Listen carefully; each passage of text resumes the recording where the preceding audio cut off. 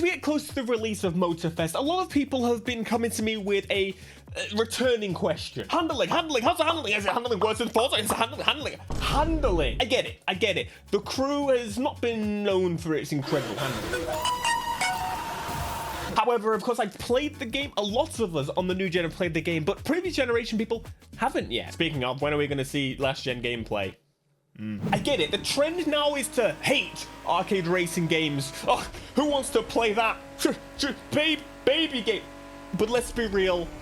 Forza has a bit of an arcade twist, and it's the most popular racing game right now. Let's talk about the handling and my experience with it. So, out of the gate, this is with everything but ABS off. Of course, it could slip and slide a little bit more if it's upgraded power. That's where you're saved by like traction control and whatnot. But all I need to really do to settle your mind is show you this gameplay here. We'll get it this time. And me rewinding. And then jump back to the Crew 2 and demonstrate not the same race. The location is different, but show you the improvement, the step up. Now, I know a few of you have already seen the super gameplay. I'll have some more throughout this video, but I just want to demonstrate.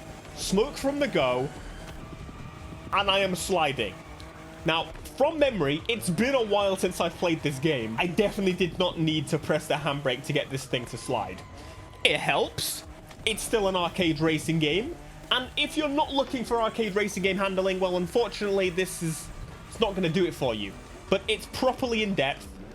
I'm going to show you me failing. The depth of the handling has been improved hugely. The hand movements, don't even get me started on those again, because I'll make a whole bloody video about a hand movement. All I feel like I need to do to demonstrate the differences between the handling is, well, show both. Seems pretty simple. Man, I love settings menus, I hear you say. Me too. Does anyone else go into settings before they jump into the game? And usually there's nothing. But anywho, here are the settings. Or the global modifications you can do to the handling. And they are vast. They are more car focused than they've ever been. In the Crew 2, which we'll see a little bit later, they're more game, is what I would say. You probably have a little bit more control in this. It's hard to say. I haven't tested them back to back. But ultimately, you've got your traction control, ABS, ESP. If you played the Crew 2, it's still an improvement over the Crew 1 in terms of those realistic style settings, but ultimately they still felt a little bit weird. If it's customization of settings you want, it's customization settings you'll get. You can change things like the suspension, the anti-roll bars. You can even reduce the grip on the tires if you really want to. Now, it's still an arcade game. There's drift-specific cars, for example. This is a street racing car. Not really designed to slide about, but you can definitely achieve that if that's what you're looking for. In previous iterations of the game, it felt a little bit more restrictive in terms of what you could actually do with the cars, because they were in that class, and that's what you're given. You can't take it out. Let's try something a little bit speedier, like the new Lamborghini. That one. This thing is quick, and all I didn't choose any modifications in terms of the handling sliders. This is as it comes with traction control and ESP disabled. So you can gather, this thing can slide around a little bit or grip up. A little bit of understeer because I'm doing about 70 miles an hour through a corner. Makes sense. But if you slam that handbrake and slam that NOS, you still get the Crew action, which I kind of want. Like, ultimately, arcade racing games are the most fun. Check back in tomorrow's video for a little bit more detail in that. I'm going to go full nerd in depth. This thing's not fully upgraded. Let's give it some upset. Let's go. And I kind of love how the music stops. You got that playfulness, but with a tire upgrade, you definitely could get that confidence or increase the grip. This is one of my favorite moments of the beta, is experiencing this slidey boy. So this is classic. It comes without all the ABS and traction control and whatnot because of, well, ultimately it doesn't have it. It's time specific. All right, a little bit much there. Got it back under control. Good. But what if I want to do a little bit of a slide? Quite easy to do in something so big and boaty. Sway into the side, bit of understand. Look at the slide. So sick. Again, clearly not upgraded. It's part of the mission. It's no assists. That's the point. So I wanted to jump into the Crew 2 and try something similar. So let me demonstrate for you folks. This is level 10. This is base spec. I could probably throw a million bajillion horsepower in it, but I want to start... Go away! But I want to demonstrate on a base car. It kind of makes sense. Here we go. Let me go for a corner. She gripped up. Now, don't get me wrong. Again, I still have a place in my heart for the Crew 2, but definitely there's no comparison. Look, watch me. Boost, boost, boost. That's what I get. All right, I don't know what the power was of that car. Let's give it a little bit more. The performance parts are all very, very similar, but I'm just going to go straight away, not touch the tires. I don't know if it really actually matters what parts I put on it on the Crew, but we are just going to go for power. Here we go. Instant. Holy crap, that was quick. Here we go. Brake.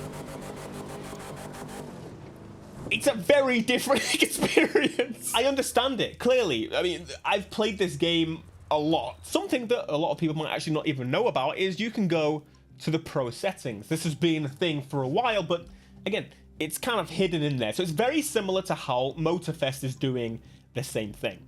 The difference is it's much more limited. In Motorfest, we have categories after categories. In the Crew 2, we've got this. So this is standard by default. We've got traction control, ABS, ESP. It would be fair to turn off traction control, keep ABS, ESP. We've got drift assist. Sure, I guess we'll keep that. I did technically keep that on the other game. Here we go. Bit of wheel spin. Quite a bit of wheel spin. And go for a slide. It's a bit bad. Just look how stiff the hand movements are compared. I can't get over it. Come on, baby. It's not bad, right? I think the bigger thing is that most people probably didn't even know these settings existed in the Crew 2. They were so hidden away. And then to do some other modifications, you go into settings and controls, and you've got, well, control settings. Not quite the same, but I think one of the biggest differences is I'm actually going to use the settings this time. Previously in the Crew 2, we had a couple of problems. So at launch, it was stiff, and then we got a little bit of looseness, and then it was stiff again. Every car became just really good when they released, pretty solid in the road, and ultimately I forgot that the tuning settings even existed in this game. I feel like they're more prevalent in the Crew Motorfest. At launch, there were actually a couple of cars that had this weird swaying because the stability control was fighting you constantly. But again, I'm going to demonstrate to you. All I've done is turn ESP off, which again is that stability which had the weird swaying. I've got drift assist and traction control all the way up because, well, I just completely forgot that these settings were even here. You don't need to touch them. Turn off that. We are spinning. You saw my effect go in there. Yeah, no, this is still planted.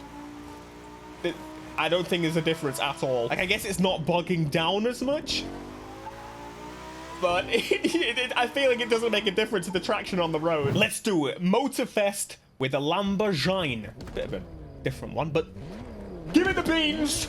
Power down. Go. Straight away. A little bit slidey.